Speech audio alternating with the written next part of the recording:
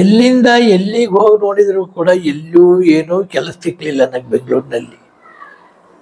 ಕೊನೆಗೆ ಏನು ಮಾಡೋದು? ನನಗೇನಾದ್ರು ಇವತ್ತಾಗಿ ನೆರೂರು ಅನ್ನೋದು ಒಂದು ಗೊತ್ತಿದ್ದಿದ್ರೆ ಯಾರ ಕೈಗೂ ಸಿಗ್ತಿತ್ತಲ್ಲ, ಸೀದಾ ನೆರೂರಿಗೆ ಹೋಗ್ಬಿಡ್ತಿದ್ದೆ. ಟೋಟ್ಲು ಮಾಡ್ಕೊಂಡು ನೀವು ಲೆಕ್ಕ ಗುಣಕಾರ ಭಾಗಾಕಾರ ಮಾಡಿದರೆ ನೀವು ಅವತ್ತು 10,000 ಕೊಡ್ತೀರಿ, ಅವ್ರು 100 ರೂಪಾಯಿ ಕೊಡ್ತಾರೆ, ಇನ್ನೊಬ್ಬರ 25 ರೂಪಾಯಿ ಕೊಡ್ತಾನೆ. ಇದೆಲ್ಲ ಲೆಕ್ಕ ಹಾಕ್ಕೊಂಡು ಒಂದು ತತ್ತಿಗೆ ಕೂಡ್ಕೊಂಡು ಕೂತ್ಕೊಂಡ್ರೆ ಅದೇ 150 ರೂಪಾಯಿ. ಮದುವೆಗೆ ದುಡ್ಡು ಹಾಕಬೇಕು, ನಿಂದೊಳ್ಳೆ ಲೆಕ್ಕಾಚಾರ ಆಯ್ತಲ್ಲ. ಹುಡುಗನ ಕೈಲಿ ಒಂದು ಜೊತೆ ಮಾಂಗಲ್ಯ ಇದ್ದರೂ ಸಾಕು, ಅದಕ್ಕೆ ದುಡ್ಡು ಹಾಕಬೇಕು ಮದುವೆಗೆ. ಮಾಂಗಲ್ಯ ಕಟ್ಟೋಣ ಅವನು. ಆಮೇಲೆ ಇನ್ನೊಬ್ಬರು ಬಂದರು, ಅಲ್ಲ ಹಾಗೆ ನಂದು ಅಷ್ಟಿದೆ ಇಷ್ಟಿದೆ, ನಂದೊಂದು ಹೆಚ್ಚು ಕಮ್ಮಿ ಒಂದು 500 ರೂಪಾಯಿ ಭತ್ತ ಆಗುತ್ತೆ, ಅದಾಗುತ್ತೆ, ಇದಾಗುತ್ತೆ. ಅವರೇ ನಾನು ಚೆನ್ನೈಯಿಂದ ಕಾರ್ ತರಕ್ಕೆ ಕೇಳಿ ಗಂಡ ಹೆಂಡತಿ 2 ಜನ ಬಂದಿದ್ದರು. ಅಲ್ಲಿಂದ ಬರೋಕ್ಕೆ ಕೇಳಿ ಈಗ ಇವರು ನಮ್ಮ ಕಾರ್ ಹತ್ತಿಯಿಂದ ಅಂತಿದಾರಲ್ಲ. ನಮ್ಮ ದೊಡ್ಡಪ್ಪನ ಮರಿಮಗಳು ನೋಡಪ್ಪ, ನಾನು ನೀನೇನಾದ್ರು ಅನ್ಕ, ನೀನು ಪುಟ್ಟಿ ಮದುವೆ ಆದಷ್ಟು ನಿಂದಾಗಲ್ಲ. ಹಾಗಾದರೆ ನನ್ನ ಮದುವೆ ಲೇಟ್ ಆದ್ರೆ ಹೌದು, ಪುಟ್ಟಿ ಮದುವೆ ಆಗಬೇಕು, ಆಮೇಲೆ ನಿನ್ನ ಮದುವೆ ಆಗೋದು. ಅದು ಹೇಗಾಗುತ್ತೆ? ಆಗುತ್ತೆ.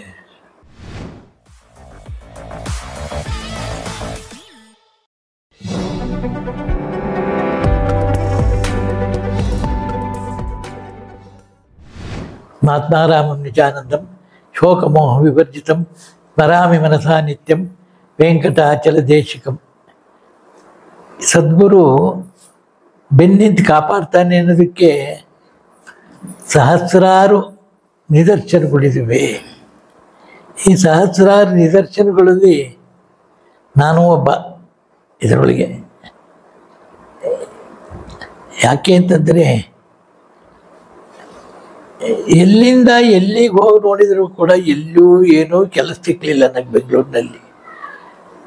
ಕೊನೆಗೆ ಏನು ಮಾಡೋದು? ನನಗೇನಾದ್ರು ಇವತ್ತಾಗಿ ನೆರೂರು ಅನ್ನೋದು ಒಂದು ಗೊತ್ತಿದ್ದಿದ್ರೆ ಯಾರ ಕೈಗೂ ಸಿಗ್ತಿತ್ತಲ್ಲ, ಸೀದಾ ನೆರೂರಿಗೆ ಹೋಗ್ಬಿಡ್ತಿದ್ದೆ. ಆದರೆ ಅದು ಗೊತ್ತಾಗ್ದ ಮಾಡಿಬಿಟ್ರು ಗುರುನಾಥ್. ನೆರೂರು ಎಲ್ಲಿದೆ ಅಂತ ನಂಗೆ ಗೊತ್ತೇ ಮಾಡಲಿಲ್ಲ. ಸದಾಶಿವ ಬ್ರಹ್ಮೇಂದ್ರನಿದು ಅದು ಎಲ್ಲಿದೆ ಅಂತ ನಂಗೆ ಗೊತ್ತಾಗಲಿಲ್ಲ. ಆಮೇಲೆ ಅಲ್ಲಿಂದ ಇಲ್ಲಿಗೆ ಬಂದ ಮೇಲೆ ನೆರೂರಿದೆ ಅನ್ನೋದು ಗೊತ್ತಾಯಿತು. ಆಮೇಲೆ ಇಲ್ಲಿಗೆ ಬಂದು ನಾನು ಪರವಾಗಿಲ್ಲಪ್ಪ, ಇವತ್ತು ನಾನು ಒಂದು ತನ್ನ ತಿಂತೀನಿ, ಇದು ಮಾಡ್ತೀನಿ ಅನ್ನೋದಕ್ಕೆ ಕಾರಣಕರ್ತರಾದ್ರೆ ಆ 200 ರೂಪಾಯಿ ಕೊಟ್ಟು ಮನುಷ್ಯ. ಆ ಮನುಷ್ಯ ಅವತ್ತು 200 ರೂಪಾಯಿ ಕೊಡದ ಒಯ್ದಿದ್ರೆ ಗುರುಗಳು ನನ್ನ ಇಲ್ಲಿ ಯಾರ ಕಾಯ್ತಿದ್ದಾರೆ ಅಂತ ಕಳಿಸ್ತಿತ್ತಿಲ್ಲ, ನಾನು ಅಂಬಳಿಗೆ ಹೋಗ್ತಿತ್ತಿಲ್ಲ, ಪಕ್ಷ ಮಾಡ್ತಿತ್ತಿಲ್ಲ. ಅವತ್ತು ಅಷ್ಟೇ ನಮ್ಮಣ್ಣ ನನ್ನ ಎದುರಿಗೆ ಯಾರಿಗೋ 500 ರೂಪಾಯಿ ತೆಕ್ಕೊಟ್ಟ. ನೀನು ಬಚ್ಚಾದ್ಗೆ ಏನು ಮಾಡ್ತಿದ್ಯಾ ಅಂತ ನಾನು ಕೇಳಲಿಲ್ಲ ನಮ್ಮಣ್ಣ.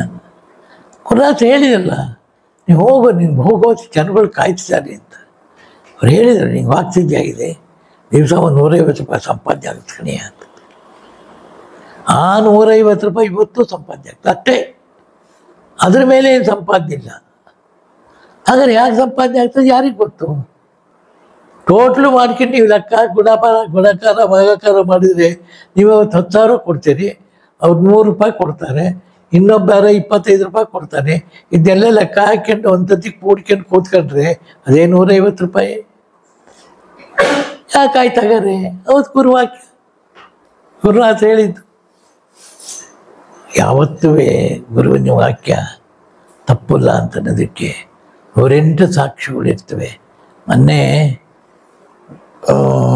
ಒಂದು 4 ತಿಂಗಳ ಹಿಂದೆ ನಮ್ಮ ದೊಡ್ಡಪ್ಪನ ಮರಿಮಗಳು ನೋಡಪ್ಪ, ನಾನು ನೀನೇನಾದ್ರು ಅನ್ಕ, ನೀನು ಪುಟ್ಟಿ ಮದುವೆ ಆದಷ್ಟು ನಿಂದಾಗಲ್ಲ.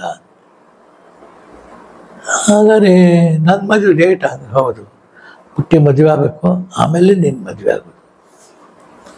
ಅದು ಹೇಗಾಗುತ್ತೆ? ಆಗುತ್ತೆ. ಅವರ ಹಾಗೆ ಹುಡುಕಿ ಬಂದರು ಕನ್ಯಾರು. ಮದುವೆ ಸೆಟ್ಲಾಯಿತು. ಮದುವೆ ಸೆಟ್ಲಾಗುತ್ತಯ್ಯ, ಅವನು ದುಡ್ಡಿಲ್ಲ, ದುಡ್ಡಿಗೇನು ಮಾಡೋದು? ಮದುವೆಗೆ ದುಡ್ಡು ಹಾಕಬೇಕು, ನಿಂದೊಳ್ಳೆ ಲೆಕ್ಕಾಚಾರ ಆಯ್ತಲ್ಲ. ಹುಡುಗನ ಕೈಲಿ ಒಂದು ಜೊತೆ ಮಾಂಗಲ್ಯ ಇದ್ದರೂ ಸಾಕು. ಅದಕ್ಕೆ ದುಡ್ಡು ಹಾಕಬೇಕು ಮದುವೆಗೆ, ಮಾಂಗಲ್ಯ ಕಟ್ಟೋನು ಅವನು ಅಲ್ಲ, ಛತ್ರ ಕೊಡಬೇಕು, ಅದು ಇದು ಇಲ್ಲ. ಹುಡುಗನ್ ತುಂಬಿರು ಯಾಕೆ ವ್ಯತ್ಯೆ ಮಾಡ್ತೀಯ ಅನ್ನೋದು. ಅದು ಯಾಗ ಆಯಿತು ಗೊತ್ತಿಲ್ಲ. ವಿಜೃಂಭಣೆಯಿಂದ ಮದುವೆ ಆಯಿತು, ಆಯಿತಾ. ಆಮೇಲೆ ಕರೆಕ್ಟಾಗಿ 3 ತಿಂಗಳಿಗೆ ಮದುವೆ ಆಯಿತು. ಹಾಗಾದ್ರೆ ಏನಪ್ಪ ದುಡ್ಡು ಕೊಟ್ಟರಲ್ಲ ನೀವೇ ಅಂತಾರೆ ಇವತ್ತು. ನಾಳೆಲ್ಲಿಂದ ಕೊಡಲಿ ದುಡ್ಡು ನಿಂಗೆ? ಅವನ ಮಗಳೇನು ಆಡೋದು ಬರ್ತಾನಿಲ್ಲ. ನನ್ನ ಕಾರ್ ತಗೊಂಡು, ನನ್ನ ಕಾರ್ ಅಲ್ಲಿ ಚಂದ್ರಪಟ್ಟಣದಲ್ಲಿದೆ, ಕಾರಿಗೆ ಆಯಿಲ್ ಚೇಂಜ್ ಮಾಡಿಸ್ಬೇಕಾಯ್ತು, ಅಲ್ಲೇ ಬಿಟ್ಟು ಬಂದಿದ್ದೀನಿ. ಹಾಗಾಗಿ ಯಾರಿಗಾದರೂ ಅಷ್ಟೇ, ನಿಮಗೆ ನನಗೆ ಅಂತಲ್ಲ, ಪ್ರತಿಯೊಬ್ಬರಿಗೂ ಅಷ್ಟೇ. ಯಾರ್ಯಾರು ಗುರುನಾಥರ ಮನೆ ಬಾಗಿಲು ಹತ್ತಿ ಇಳಿದ್ದಾರೆ ಅವರನ್ನೆಲ್ಲ ಇವತ್ತು ಕಾಪಾಡ್ತಿದ್ದಾರೆ. ಯಾರೋ ನಾನು ಅವತ್ತು ಅಲ್ಲಿದ್ದೆ, ನಾನು ಗುರುನಾಥರ ಮನೇಲಿದ್ದೆ. ನಾಯಕ್ ಸೀತಾರಾಮಯ್ಯವ್ರ ಮನೆ ಅಂತ ಕೇಳಿರ್ಬೋದು ನೀವು, ಚಕ್ರಪಟ್ಟಣದಲ್ಲಿ ಕೇಳಿದ್ದೀರಾ? ಶಕ್ತಿ ರಂಗನಾಥ ಸ್ವಾಮಿ ದೇವಸ್ಥಾನ ಕೇಳಿದ್ದೀರಾ? ಆ ರಂಗನಾಥ ಸ್ವಾಮಿ ದೇವಸ್ಥಾನದಿಂದ ಮುಂದಕ್ಕೆ ಹೋಗಿ ಬಲಗಡೆ ಬಂದು ಕಂಬಗಳಿದ್ದಾವೆ.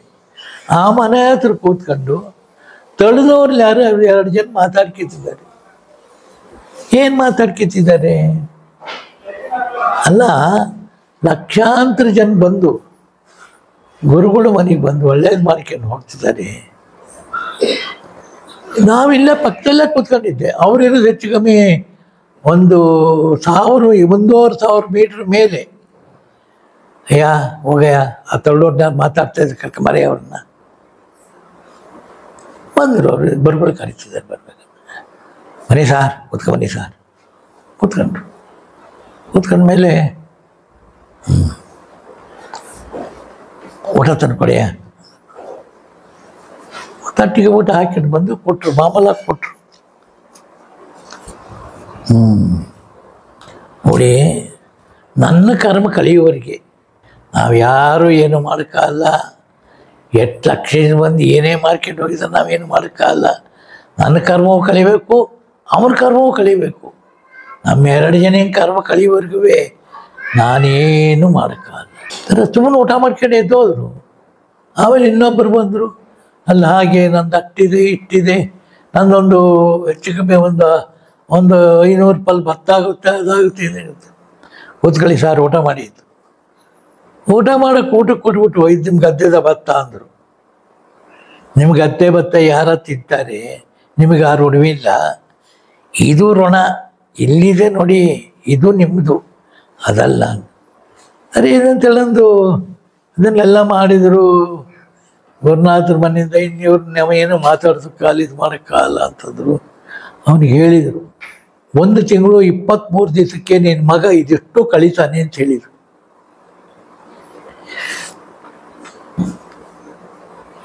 ನಾನು ಅಲ್ಲೇ ಇದ್ದೆ, ಇವತ್ತು ಅಲ್ಲೇ ಇದ್ದೆ ನಾನು.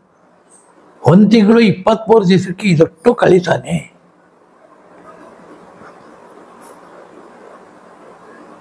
ಅವನಿಗೆ ದಿಗ್ಭ್ರಮೆ ಆಗಿಬಿಡ್ತಾರೆ. 1 ತಿಂಗಳು 23 ದಿವಸಕ್ಕೆ ನನ್ನ ಆಸ್ತಿನೆಲ್ಲ ಕಳೀತಾನ ನನ್ನ ಮಗ? ಕಳೀತಾನೆ, ಖಂಡಿತ ಕಳೀತಾನೆ. ಅವನ ಮನಸ್ಸಿಗೆ ಬಂದ್ಬಿಡ್ತೀವಿ ಎಲ್ಲ. ನುಣ್ಣಿಗೆ 1 ತಿಂಗಳು 22 ದಿವಸಕ್ಕೆ ಪೂರ್ತಿ ಕಳೆದ. ಬೆಂಗಳೂರು ನಗರ ತರಕ ಪೇಟೆಯಲ್ಲಿ ಇದ್ದಾರೆ ಅವರು. ಮಾಡಿದ್ದಾಯಿತು, ಕಳೆದದ್ದೆಲ್ಲ ಆಯಿತು, ಇದೆಲ್ಲ ಮಾಡಿದರು.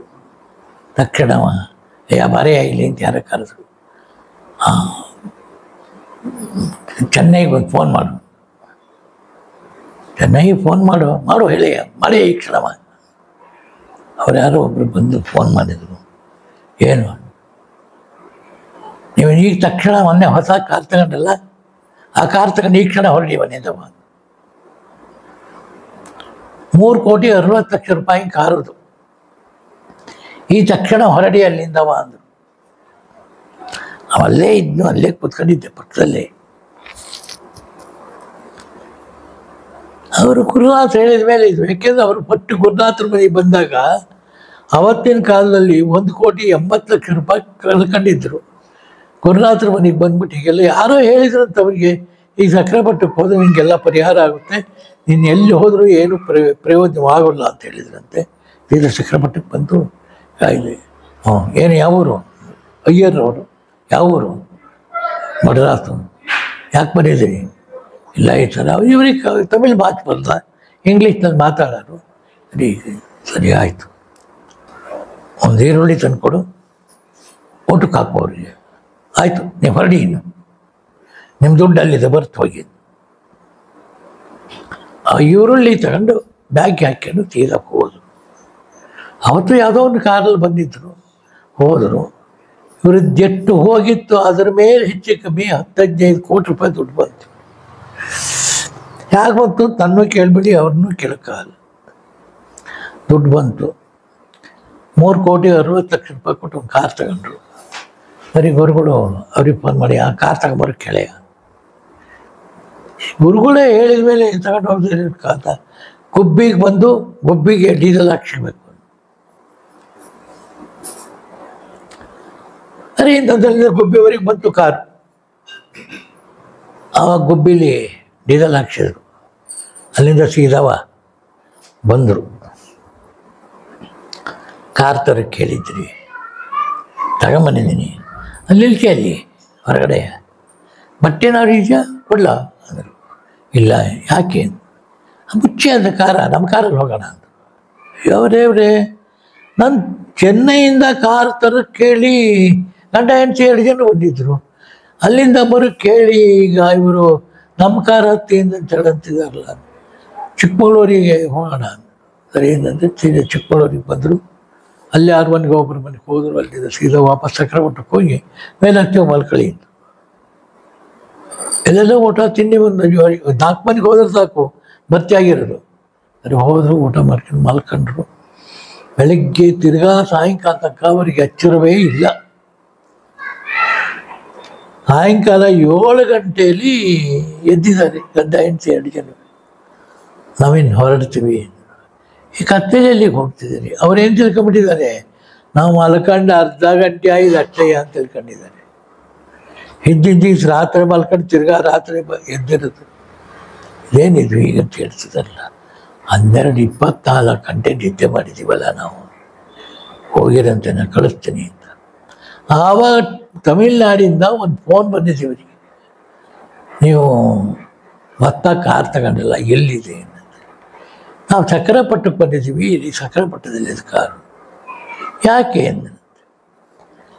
ತುಂಬ ಗಲಾಟೆಯಾಗಿ ಸುಮಾರು 1,000 ಕಾರ್ ಸುಟ್ಟು ಹಾಕಿದ್ದಾರೆ.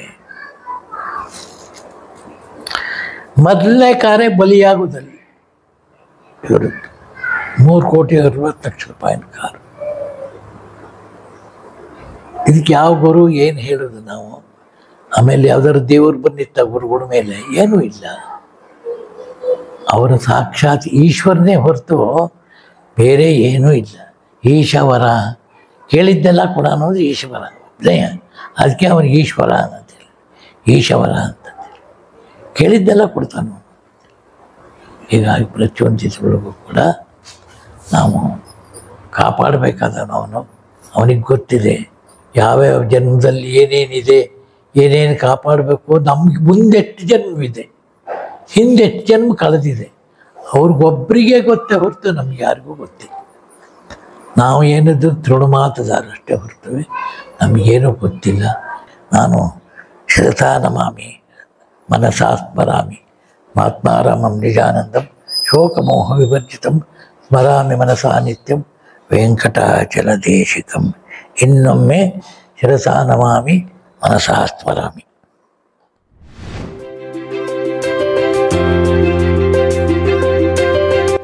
ದಯಮಾಡಿ ಲೈಕ್ ಮಾಡಿ, ಶೇರ್ ಮಾಡಿ, ಸಬ್ಸ್ಕ್ರೈಬ್ ಮಾಡಿ. ಮರೆಯದೆ ಬೆಲ್ ಬಟನ್ ಒತ್ತಿ. ಧನ್ಯವಾದಗಳು.